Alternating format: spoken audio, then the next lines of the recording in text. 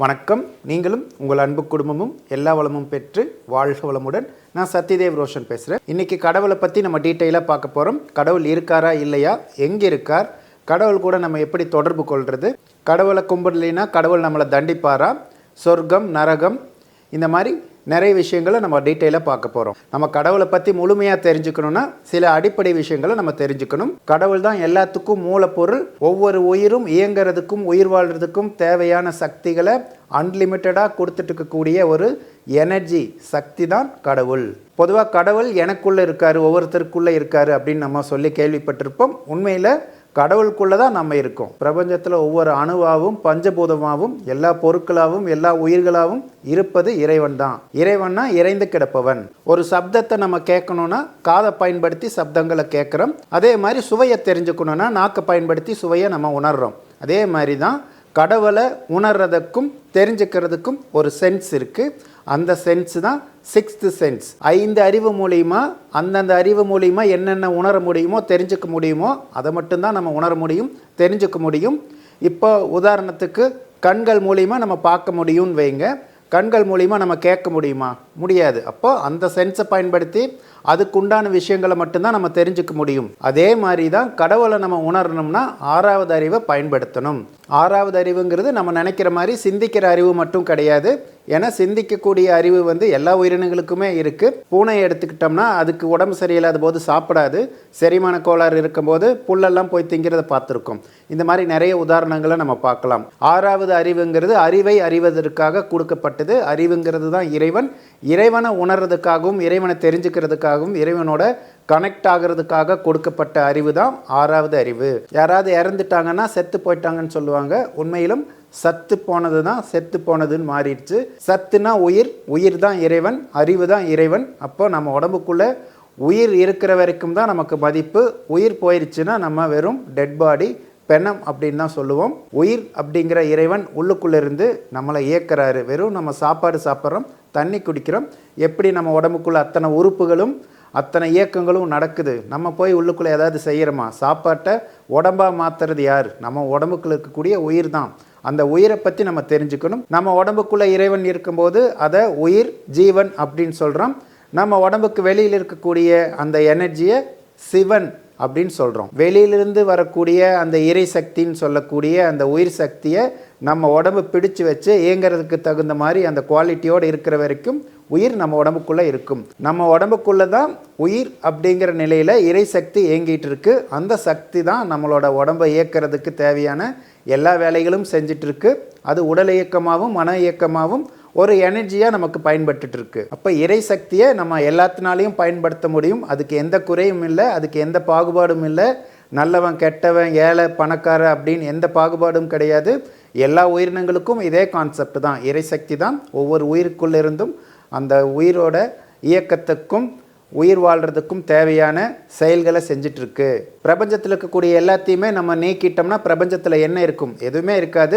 இருட்டாக இருக்கும், சுத்த வெளியாக இருக்கும், எம்டி ஸ்பேஸ் தான் இருக்கும். அதைத்தான் கடவுள் அப்படின்னு சொல்கிறாங்க. உண்மையாலுமே இறைவனை உணரணும், இறைவன் கூட இணையணும் அப்படின்னா நான் எனது அப்படிங்கிற அகம்பாவத்தை நம்ம விடணும். ஈகோனாலே எக்ஸிட் காட் அவுட். அப்போ நான் எனது அப்படிங்கிற ஈகோ நம்மக்கிட்ட வரும்போது நமக்குள்ள இருக்கக்கூடிய இறைவன் வெளியேறிடுவார்.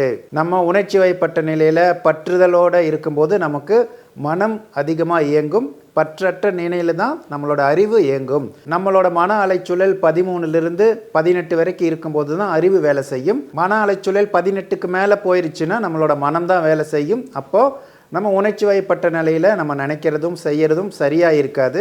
கடவுளை பற்றி நீங்கள் முழுமையாக அறிவியல் பூர்வமாக தெரிஞ்சுக்கணுன்னா வேதாத்ரி மகரிஷியோட மனவளக்கலையில் நீங்கள் ஜாயின் பண்ணிங்கன்னா அங்கே உங்களுக்கு கடவுளை பற்றி முழு விளக்கம் கிடைக்கும். கடவுளை உணர்றதுக்கும் அடையிறதுக்குமான பயிற்சிகளையும் அங்கே கொடுப்பாங்க. நம்ம ஆரம்பத்தில் பார்த்த மாதிரி இறைவனை உணர்றதுக்கும் இறைவனோட ஐக்கியமாவதற்கும் 6வது அறிவை பயன்படுத்தணும். 6வது அறிவுங்கிறது அறிவை அறிவது. அதுக்கு நம்ம மெடிடேஷன் பண்ணும், தியானம் பண்ணும்போது நம்ம இறைவனை உணர முடியும், இறைவனோட ஐக்கியமாக முடியும். நம்மளை அறியாமலே நம்ம எல்லாரும் அந்த இறைவனை உணர்றதுக்காக தான் முயற்சி பண்ணிட்டு இருக்கோம்.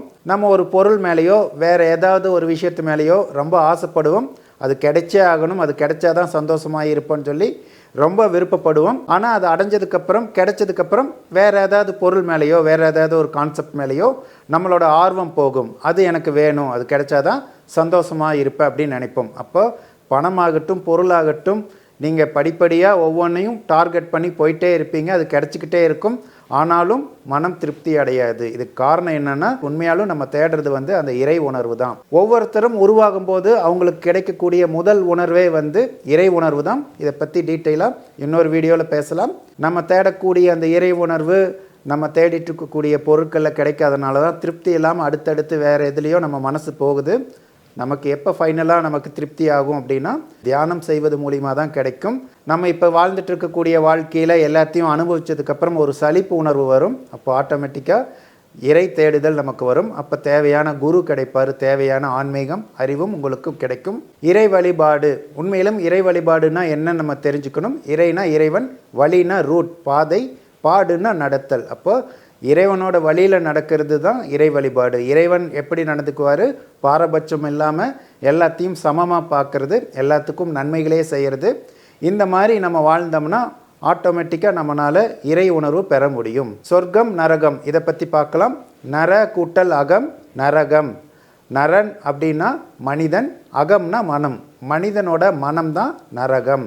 உயிரினங்களே ஒரு பாதுகாப்பான சொகுசான வாழ்க்கை மனிதனுக்கு தான் கிடைச்சிருக்கு. ஆனால் மனிதன் தான் உயிரினங்களையே ரொம்ப கவலையோடவும் துக்கத்தோடவும் நிம்மதி இல்லாமல் வாழக்கூடிய ஒரே உயிரினம்.